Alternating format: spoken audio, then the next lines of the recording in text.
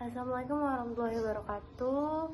Let me introduce myself. My name is Nabila Nur Enyoto. My last name is 2028.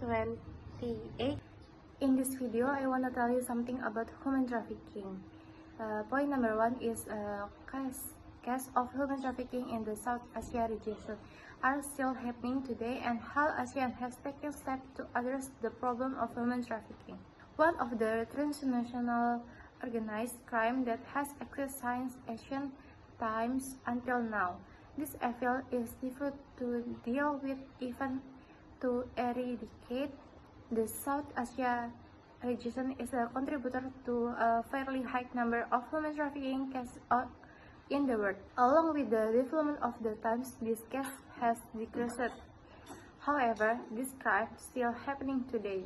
These crimes are difficult to eradicate because ASEAN as a forum for countries in South Asia has not been able to find the right solution to overcome the practice of human trafficking. Point number two is, in Indonesia, perpetrators of human trafficking can be caught in Pasal 1 Angka 1 UU 21 tahun 2007, which defines human trafficking as the act of stealing, transporting, storing, sending, transmitting, or receiving of someone with the threat of violence, use of violence, theft, confinement, forgery, fraud, protection of power, or possession of vulnerability, debt bonds of, or providing cause or benefit so as to obtain the consent of a person who has control over another person,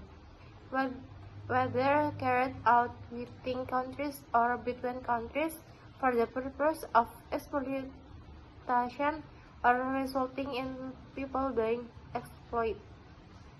Point number three is, generally, human trafficking is used as forced labor and sex workers. At Thailand and Malaysia, themselves are trafficked in human being as workers sexual. Meanwhile, in Indonesia, forced labor is more common, but both forms of exploitation are also commonly found in similar numbers.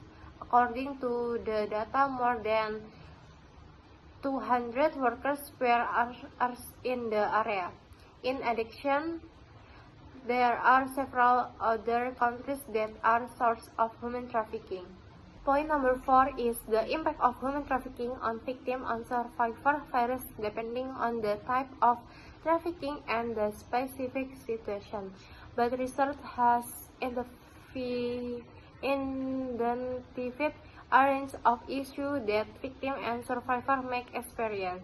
Point number five is the role and effort of international law in eradicating human trafficking. International law is the part of the legal provision that apply in countries that the relationship between those who make the agreement.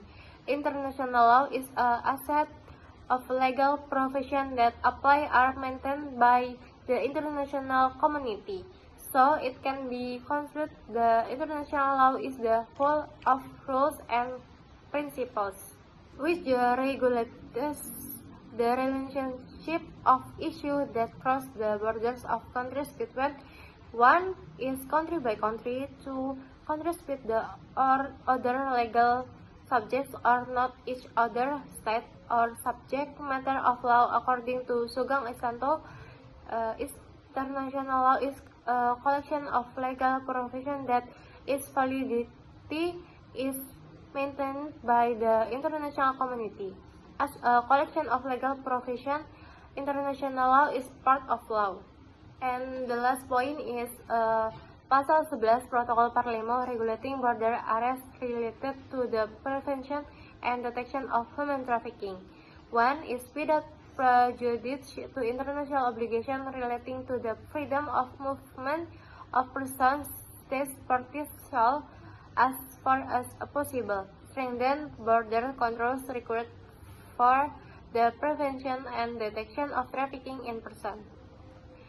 Two is each state party shall adopt appropriate appropriate legislative and other measures of prevention as far as practicable means of transport operate by commercial carriers might not be used to commit offences established in accordance with Article 5 of this protocol. Number 3 is, if applicable and without prejudice to applicable international agreements, this measure shall include the establishment of the obligation of commercial carriers, including any carrier of the owner or operator of any conveyance, ensure that all passenger has the travel document required to enter the destination state.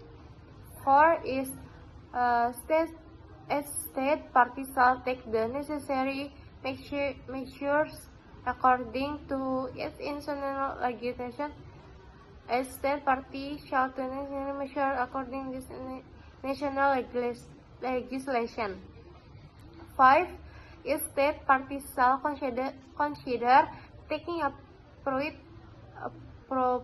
action in accordance with its national law, refusal of entry or revocation of visas of persons involved in the commission of infringements established in the accordance with this protocol.